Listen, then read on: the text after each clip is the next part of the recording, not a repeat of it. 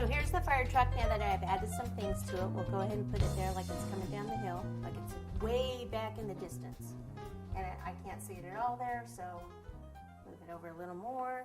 We need a little red over here, so we'll just take the fireman hat thing and just kind of pop it over here. And then I've got the badge. If I cover it with the yellow, I'm gonna have to go super thin. Let me see if I take this yellow, and there's still some brown on here, so that actually might work. So we'll just kind of dust it up so it's a yelly, it's a yelly brown. If you have a gold, you could do gold too.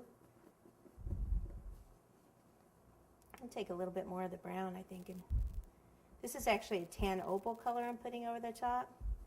And it kind of makes the lettering and stuff stand out. So I started with the yellow rose, which is a petal dust. And now I have tan opal, which is a luster. And see where I went over the firefighters? It really makes all that stand out better. Yeah. So this can go maybe just here to the side. And then we've just got our little doggy bones that we'll just take and put a little brown on. So they're not so stark white.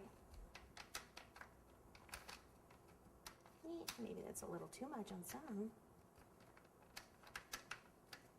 And what we'll do is we'll just kind of pop these maybe around the base, like this.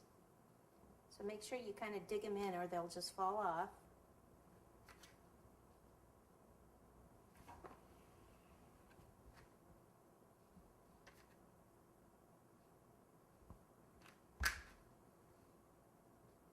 You can go all the way around if you want.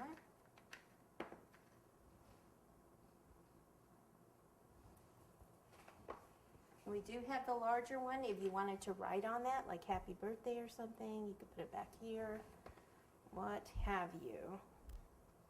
Okay, I think some candy rocks and we're done. Done. So we'll just kind of pop some of these around. Thought about doing some flowers, but it's for a boy. Is it for a boy? I don't know. So this will just add another color to it. And like I said, about as far as the motor and stuff, you know, covering that up, if you have a tablecloth or anything that you can just kind of cover it. That would be cute. These are the chocolate rocks. The kids love these. I love them.